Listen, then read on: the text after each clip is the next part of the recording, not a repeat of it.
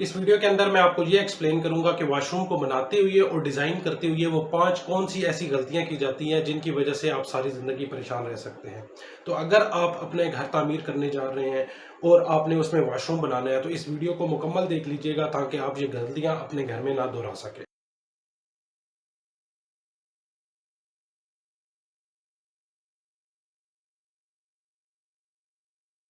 अस्सलाम वालेकुम, मैं हूं असीब गुल और आप देख रहे हैं Awan tile YouTube channel. Construction industry से तकरीबन 8 साल से मैं वाबस्ता हूं। बहुत सारे लोगों के साथ मुलाकात रहती है। बहुत सारे लोग शॉप पर विज़िट करते हैं, साइट्स को मैं विज़िट करता हूं। तो मैंने आइडेंटिफाई किया है कि वॉशरूम बनाते हुए हम बहुत ज़्यादा कॉमन मिस्टेक्स कर देते हैं और उन मिस्टेक की वजह से हम सारी ज़िंदगी के लिए परेशान रहते हैं। सबसे पहली जो गलती वॉशरूम को बनाते हुए की जाती है वो ये की जाती है कि बगैर किसी प्लानिंग के, बगैर डिज़ाइनिंग के वॉशरूम को तैयार करना। जी हाँ, हम अक्सर स्पेशली जो मिडिल क्लास लोग हैं, घर जब भी बनाने का सोचा जाता है तो हमने सिर्फ़ और सिर्फ़ ये ध्यान में रखा होता है कि हमें इतने कमरे चाहिए। इतने कमरे चाहिए चूँकि हमारी ज़रूरत होती है तो इतने कमरों के साथ इतने वॉशरूम चाहिए। अब चाहे जगह है या नहीं है, हमने ये जो हमारे नंबर होते हैं वो हमने पूरे करने होते हैं। जैसे घर में 3 कमरे हैं तो 3 वॉशरूम अटैच हमने बनाने हैं। अब हम ये नहीं देखते कि आया जगह इसकी इतनी है भी या नहीं है और हम किस तरीके से घर को प्लान कर सकते हैं। यानी अक्सर वॉशरूम जो है वो जगह नहीं बनती, लेकिन हमने वॉशरूम चूँकि बनाना होता है तो इसलिए उसकी जो साइज़ है वॉशरूम का वो बहुत ज़्यादा छोटा करके हम टोटल पूरा कर देते हैं। या हम ये नहीं देखते कि यार अगर एक वॉशरूम जो है वो प्रॉपर तरीके से प्रॉपर साइज़ के अंदर नहीं बनेगा तो हम इस तरीके से नहीं करते कि हमने जो कमरे बनाए हैं उनका साइज छोटा कर लें या कमरों की जो क्वांटिटी है वो कम कर दें। जैसे आपने 3 कमरे बनाए हैं तो 3 की जगह 2 कमरे बना लें ताकि उसके पैरेलल आप जो वॉशरूम और किचन हैं उनको अच्छे तरीके से आप डिजाइन कर सकें।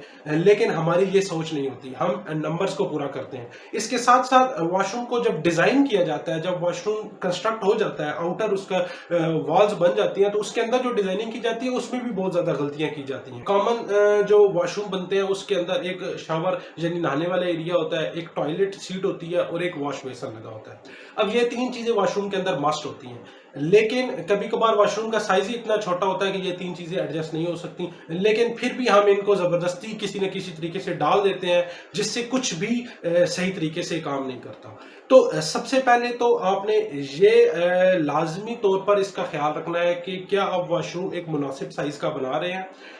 मुनासिब साइज का ऐसे कि जिसमें आपके पास नहाने की प्रॉपर अच्छी जगह होनी चाहिए, कमोड यानी टॉयलेट सीट उसकी प्रॉपर जगह होनी चाहिए और वॉश बेसन उसकी भी प्रॉपर जगह होनी चाहिए। और उसके बाद डिजाइनिंग में भी आपने ये ख्याल रखना है कि ये प्रॉपर तरीके से डिजाइन हो। सेम इसी तरह एक और डिजाइनिंग के अंदर बहुत बड़ी गलती होती है, वो ये होती है कि वॉशरूम आपने बना दिया और ऐसी जगह पर बना दिया कि आपके पूरे घर से वो वॉशरूम साफ नजर आ रहा होता है और जैसे ही कोई बंदा दरवाजा खोलता है तो सामने उसको कमोड या टॉयलेट सीट नजर आती है जो देखने में बहुत ज्यादा बुरी लगती है और अक्सर एम्बेरसमेंट होती है, शर्मिंदगी होती है जब कोई मेहमान घर में आए होते हैं, क्योंकि हमेशा ऐसा नहीं होता कि वॉशरूम आपका हमेशा साफ सुथरा रहे। तो ये डिजाइन की मिस्टेक्स है और इनको ठीक किया जा सकता है, लेकिन इसके लिए आपको प्रॉपर प्लानिंग की जरूरत होती है। दूसरी बड़ी मिस्टेक जो वॉशरूम को बनाती हुई की जाती है वो ये है कि रोशनदान या वेंटिलेशन का ना होना या गलत तरीके से डिजाइन करना। बहुत सारी जगहों पर मैंने ये देखा है कि लोग वॉशरूम चूंकि उन्होंने जबरदस्ती बनाए होते हैं, ऐसी उनकी जगह नहीं होती लेकिन उन्होंने उसको ठोसा हुआ होता है, तो उसकी वजह से उनके पास ये भी जगह नहीं होती कि उस वॉशरूम के अंदर वेंटिलेशन दे सके, रोशनदान दे सके। याद रखिए कि वॉशरूम के अंदर रोशनदान कमरे से भी ज़्यादा ज़रूरी है, क्योंकि जब आप वॉशरूम का दरवाज़ा बंद करके वॉशरूम को यूज़ करते हैं, नहाते हैं तो वो हब्स बन जाती है। सर्दियों में स्पेशली जब गर्म पानी होता है, भाप होती है, तो वो आपकी सेहत के लिए काफ़ी ज़्यादा नुकसानदेह हो सकता है। तो वेंटिलेशन जो है वो बहुत ज़्यादा ज़रूरी है और अब आप ये बेहतर समझ सकते हैं कि अगर आपने वॉशरूम के अंदर वेंटिलेशन देनी है तो इसका मतलब है कि आपको पीछे एक गैलरी भी प्रॉपर देनी होगी जिसके अंदर वेंटिलेशन होगी। अब दूसरी गलती यहाँ पर यह भी की जाती है कि वेंटिलेशन अगर देनी भी है तो वो गलत जगह पर दे दी जाती है, यानी चूंकि वेंटिलेशन की प्रॉपर कोई जगह नहीं बन रही होती तो उन्होंने गलत तरीके से वेंटिलेशन दे दी है।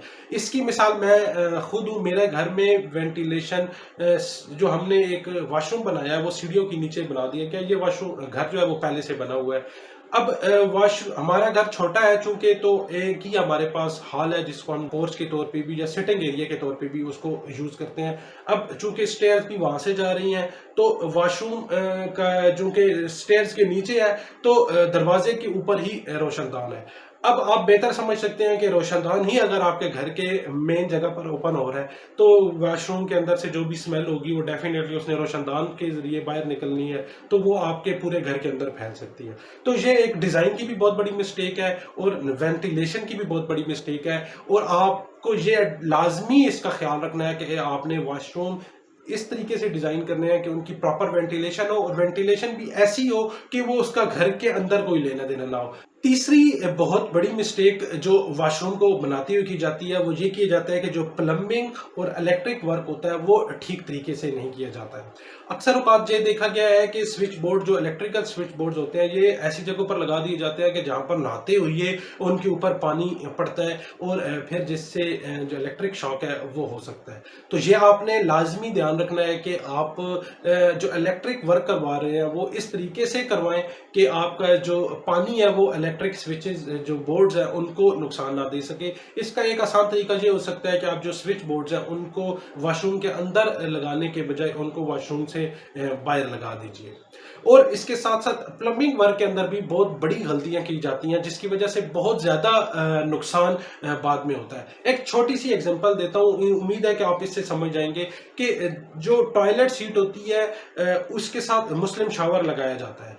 अब ज्यादातर लोग राइट हैंड से मुस्लिम शावर को इस्तेमाल करते हैं, लेकिन अक्सर औकात प्लम्बिंग वर्क में इस तरीके से उसको एडजस्ट किया जाता है कि जो मुस्लिम शावर है उसका पॉइंट जो सीट होती है उसकी बाएं साइड पे आ जाता है। अब आप खुद बेहतर समझ सकते हैं कि आपका मुस्लिम शावर बाएं साइड पे लगा हुआ है, लेकिन आपने उसको यूज दाएं हाथ से करना है, तो आप कितनी ज्यादा फ्रस्ट्रेशन या कितनी ज्यादा मुश्किल का शिकार हो सकते हैं जब भी आप टॉयलेट सीट को इस्तेमाल करेंगे। चौथी गलती जो वॉशरूम के अंदर की जाती है वो टाइलिंग या टाइल वर्क के हवाले से की जाती है। चूंकि हमारे यहाँ पर वॉशरूम के अंदर टाइल्स ही लगवाई जाती हैं, तो टाइल से मुतालिक 3 से 4 किस्म की गलतियां की जाती हैं। सबसे पहली गलती तो ये होती है कि गलत साइज वॉशरूम के मुताबिक जो है वो टाइल का सिलेक्ट कर लिया जाता है। वॉशरूम छोटा है, टाइल का साइज बड़ा सिलेक्ट कर लिया, या वॉशरूम बड़ा है, टाइल का साइज छोटा सिलेक्ट कर लिया, जिससे जो वॉशरूम की जो खूबसूरती है वो काफी ज्यादा मुतासिर होती है। दूसरी गलती जो टाइलिंग के हवाले से की जाती है वो ये की जाती है कि गलत कलर, गलत प्रिंट या पैटर्न जो है वो सिलेक्ट कर लिया जाता है। वॉशरूम हमेशा खुला खुला लगना चाहिए, लाइट कलर के अंदर होना चाहिए, मुनासिब रोशनी के साथ होना चाहिए। अगर आपने डार्क कलर इस्तेमाल कर लिया या मैसी पैटर्न इस्तेमाल कर लेंगे तो वो देखने में अच्छा नहीं लगेगा। इसके अलावा टाइलिंग करते हुए या टाइल को सिलेक्ट करते हुए एक और चीज जो गलत की जाती है वो ये की जाती है कि लो ग्रेड की टाइल्स या लो क्वालिटी की टाइल्स जो है वो सिलेक्ट कर ली जाती हैं। अब लो ग्रेड लो क्वालिटी की टाइल में डेफिनेटली बहुत सारे फर्क होते हैं। मैं पहले भी वीडियोस के अंदर बता चुका हूं, साइज वेरिएशन आ जाती है, पिन होल्स होते हैं, चिप ऑफ हुई होती है टाइल। तो जब ये टाइल आपके वॉशरूम के अंदर लगी होगी तो डेफिनेटली इस्तेमाल के बाद ये जितनी भी इसकी खराबियां ये सामने आना शुरू होती हैं, और उस खराबियों की वजह से डेफिनेटली आपका वॉशरूम खराब होना शुरू हो जाएगा। तो आप इस्तेमाल करेंगे और साल 1.5 साल के बाद जब वॉशरूम मसला करना शुरू हो जाएगा तो फिर आप ज्यादा परेशान होंगे, और फिर जब दोबारा आप वॉशरूम को रेनोवेट करेंगे तो उसका खर्चा नए वाले वॉशरूम से भी ज्यादा हो जाएगा। इसके अलावा टाइलिंग वर्क के अंदर एक जो बड़ी गलती की जाती है वो अक्सर ये की जाती है कि टाइल जो है वो मुनासिब हाइट, मुनासिब ऊंचाई के साथ नहीं लगाई जाती। नॉर्मल जो हमारे पास वॉशरूम के अंदर शावर सेट लगता है उसकी जो ऊंचाई होती है वो तकरीबन 6.5 फीट होती है। लेकिन अगर किसी घर में लंबे इंसान रहते हैं, यानी ज्यादातर घर के जो एवरेज हाइट है वो 6 फुट के करीब है, तो फिर डेफिनेटली आपका जो शावर सेट है वो उसकी ऊंचाई 7 फीट तक चली जाएगी। अब अक्सर लोगों से जब मैं शॉप के ऊपर पूछता हूँ कि आपने वॉशरूम की डायमेंशन ली है तो हाइट कितनी रखी है, तो वो कह देते हैं कि आप 4 फुट, 5 फुट या 6 फुट तक लगा दें। अब उनके लिए ये मैटर नहीं कर रहा होता कि ऊंचाई उनको किस तरीके से नुकसान देती है, क्योंकि देखिए कि जब भी आप शावर इस्तेमाल करेंगे तो पानी के छिंटे उड़ेंगे और वो डायरेक्ट आपकी दीवार के ऊपर पड़ेंगे। अगर टाइल नहीं लगी हुई होगी तो फिर डेफिनेटली आपकी दीवार को नुकसान होगा। जिस मकसद के लिए आपने टाइल लगाई है वो ही नहीं पूरी हो सकी। तो जो टाइल की हाइट है वो हमेशा प्रॉपर होनी चाहिए। मैं हमेशा मशवरा देता हूं कि आप कम से कम 8 फुट तक लगाएं, या आप अगर लगा सकते हैं तो फिर आप पूरे छत तक टाइल लगा दें। उससे आपके जो वॉशरूम की सेफ्टी है वो बहुत ज़्यादा बढ़ जाएगी। पांचवी और आखिरी गलती जो वॉशरूम को बनाती हुई की जाती है वो ये की जाती है कि जो प्रोडक्ट्स लगाई जाती हैं वो आपके सिस्टम के साथ, आपके घर के जो बाकी प्लम्बिंग वर्क है या बाकी चीज़ों के साथ अलाइन नहीं होती हैं, इनकम्पैटिबल होती हैं। मैं इसको एक्सप्लेन कर देता हूं कि जैसे अक्सर लोग वॉशरूम के जब मार्केट में परचेज करने जाते हैं एसेसरी सामान, तो उनको मुख्तलिफ चीज़ें पसंद आती हैं। जैसे आपने शावर सेट देखे होंगे कि लीवर वाले शावर सेट अक्सर वॉशरूम मार्केट के अंदर अवेलेबल है। जब भी कोई कस्टमर पहली दफ़ा लीवर सेट देखता है तो उसको वही चीज़ पसंद आती है। लेकिन हो सकता है कि आपको पसंद तो लीवर सेट आ गए हों, लेकिन जो आपका वॉशरूम है वो इस तरीके से डिज़ाइन ही नहीं किया गया कि आपका लीवर सेट जो है वहाँ पर इंस्टॉल हो सके। इंस्टॉलेशन से मुराद ये बात है कि लीवर सेट आपका प्रॉपर काम ना कर सके। अब जो नॉब वाले सेट होते हैं उनको कम पानी का प्रेशर चाहिए होता है, लेकिन जो लीवर वाले शावर सेट है उनको पानी का प्रेशर ज़्यादा चाहिए होता है। तो अब अगर आपके पास सिंगल स्टोरी है और आपके छत के ऊपर टैंकी जो है वो बिल्कुल छत के ऊपर रखी गई है, या आपने जो पाइप पीपीआर और पीवीसी के जो पाइप यूज किए हैं वो छोटे वाले यूज किए हैं, तो डेफिनेटली पानी का जो प्रेशर है वो कम होगा। आपने अब कम प्रेशर वाला जो आपका सिस्टम है घर में वो इंस्टॉल है, लेकिन आपने जो शावर सेट पसंद कर लिया है वो आपने लीवर वाला पसंद कर लिया है। तो अब क्या होगा, अगर तो आप लीवर वाला सेट लगा देंगे तो वो डेफिनेटली प्रॉपर काम नहीं करेगा और आपको फ्रस्ट्रेशन होगी कि मैंने इतना खर्चा भी कर दिया और फिर भी मुझे वॉशरूम के अंदर वैसे वो रिस्पांस नहीं मिल रहा। या फिर आप क्या होगा कि आपको इवेंचुअली अपनी जो पसंद है उसके ऊपर आपको गिव अप करना पड़ेगा और मजबूरन वो चीज़ लगानी पड़ेगी जिसकी फिटिंग आपके पास हुई हुई है। तो आपने इस चीज़ का लाजमी ख्याल रखना है कि आप क्या चीज़ पसंद कर रहे हैं और जो बैकएंड पे जो प्रोसेस है, जो सिस्टम है वो किस तरीके का हुआ हुआ है, स्पेशली जो प्लम्बिंग वाला है। मैं हमेशा इस चीज़ का हल अपने कस्टमर्स को ये देता हूँ, अभी घर तामीर ही नहीं हुआ होता तो आपने जब मैप बनाया होता है तो उसके बाद आप एक दफ़ा मार्केट में जाकर घर की जितनी भी फिनिशिंग की जो आइटम्स हैं, जो डेकोर की आइटम्स हैं, जैसे वॉशरूम के अंदर टाइल हो गई, शावर सेट्स हो गए, कमोड सीट वगैरह हो गए, अब ये चीज़ें जाकर पसंद कर लीजिए।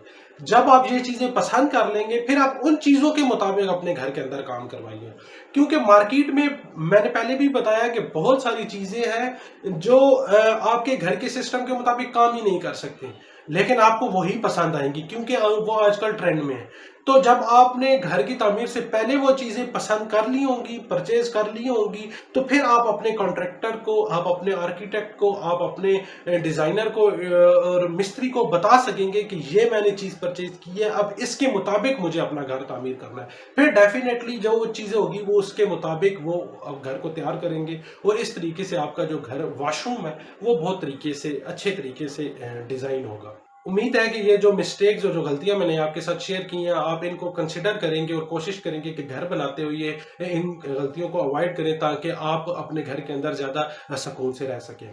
अगर मजीद इस बारे में कोई भी सवाल हो या आप अपना एक्सपीरियंस हमारे साथ शेयर करना चाहें तो कमेंट्स में आप हमें बता सकते हैं। इस चैनल का मकसद कंस्ट्रक्शन और कंस्ट्रक्शन से जुड़ी हुई हर मालूमात आप तक पहुंचाना है। अगर आप चाहते हैं कि ये मालूमात आपको मिलती रहे तो इस चैनल को सब्सक्राइब भी कर लीजिए और बेल आइकन को प्रेस कर लीजिए ताकि आने वाली हर वीडियो की नोटिफिकेशन आपको मिलती रहे। शुक्रिया।